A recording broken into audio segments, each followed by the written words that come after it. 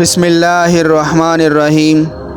یزید نے تخت خلافت پر آتے ہی والی مدینہ ولید بن عتبہ بن ابو سفیان کو خط لکھا کہ حضرت حسین رضی اللہ تعالیٰ عنہ اور عبداللہ بن عمر رضی اللہ تعالیٰ عنہ اور عبداللہ بن زبیر رضی اللہ تعالیٰ عنہ کو بیعت خلافت پر مجبور کرے اور ان کو اس معاملے میں مہلت نہ دے۔ ولید کے پاس جب یہ خط پہنچا تو فکر میں پڑ گیا کہ اس حکم کی تعمیل کس طرح کرے۔ مروان بن حکم جو ان سے پہلے والی مدینہ رہ چکا تھا اس کو مشورہ کے لیے بلایا۔ اس نے مشورہ دیا کہ ابھی تک حضرت امیر معاویہ رضی اللہ تعالیٰ عنہ کی وفات کی خبر مدینہ میں نہیں شائع ہوئی، مناسب یہ ہے کہ ان لوگوں کو فوراً بلا لیا جائے۔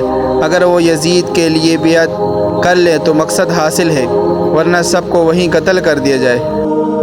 ولید نے اسی وقت عبداللہ بن عمر کو حضرت حسین اور حضرت عبداللہ بن زبیر رضی اللہ تعالیٰ عنہ کے پاس بلانے کے لیے بھیجا۔ اس نے ان دونوں حضرات کو مسجد میں پایا اور امیر مدینہ ولید کا حکم پہنچا دیا۔ دونوں نے کہا تم جاؤ ہم آتے ہیں۔ اس وقت ان کے جانے کے بعد عبداللہ بن زبیر اور حضرت حسین رضی اللہ تعالیٰ عنہ نے کہا کہ یہ وقت امیر کی مجلس کا نہیں، اس وقت ہمیں بلانے کی کوئی خاص بات ہے۔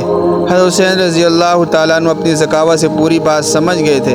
فرمایا ایسا معلوم ہوتا ہے کہ حضرت امیر معاویہ رضی اللہ تعالیٰ عنہ کا انتقال ہو گیا اور اب وہ چاہتے ہیں کہ لوگوں میں ان کے انتقال کی خبر مشہور ہونے سے پہلے ہی وہ ہمیں یزید کی بیعت پر مجبور کر دیں۔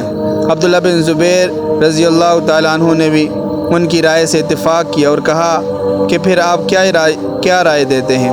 حضرت حسین رضی اللہ تعالیٰ عنہ نے فرمایا کہ میں جا کر اپنے نوجوانوں کو جمع کر لیتا ہوں اور پھر ان کو ساتھ لے کر ولید کے پاس پہنچتا ہوں۔ میں اندر جاؤں گا اور نوجوانوں کو دروازے پر چھوڑ جاؤں گا کہ کوئی اگر ضرورت پڑے تو میں ان سے مدد حاصل کر سکوں۔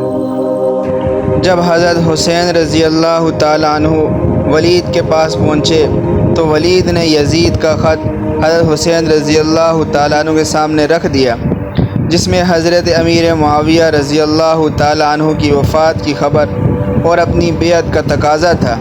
حضرت حسین رضی اللہ تعالیٰ عنہ نے امیر معاویہ رضی اللہ تعالیٰ عنہ کی وفات پر اظہار غم و افسوس کیا اور بیعت کے متعلق یہ فرمایا کہ میرے جیسے آدمی کے لیے یہ مناسب نہیں کہ خلوت میں پوشیدہ طور پر بیعت کر لوں۔ مناسب یہ ہے کہ آپ سب کو جمع کریں اور بیعت خلافت کا معاملہ سب کے سامنے رکھیں۔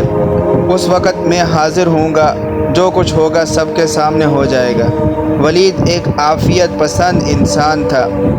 اس بات کو قبول کر کے حضرت حسین رضی اللہ تعالیٰ عنہ کو واپسی کی اجازت دے دی، مگر مروان نے ان کے سامنے ہی کہا کہ اگر حسین رضی اللہ تعالیٰ عنہ اس وقت تمہارے ہاتھ سے نکل گئے تو پھر ان پر قدرت نہ ہوگی۔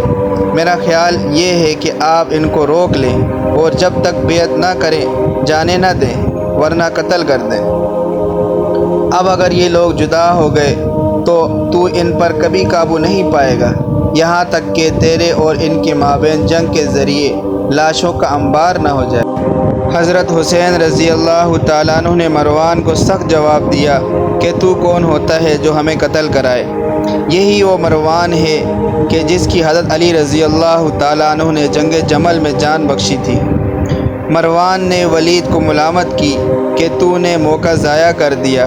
ولید نے کہا کہ خدا کی قسم، مجھے ساری دنیا کی سلطنت اور دولت بھی اگر اس کے بدلے میں ملے کہ میں حضرت حسین رضی اللہ تعالیٰ عنہ کو قتل کروں تو میں اس کے لیے تیار نہیں۔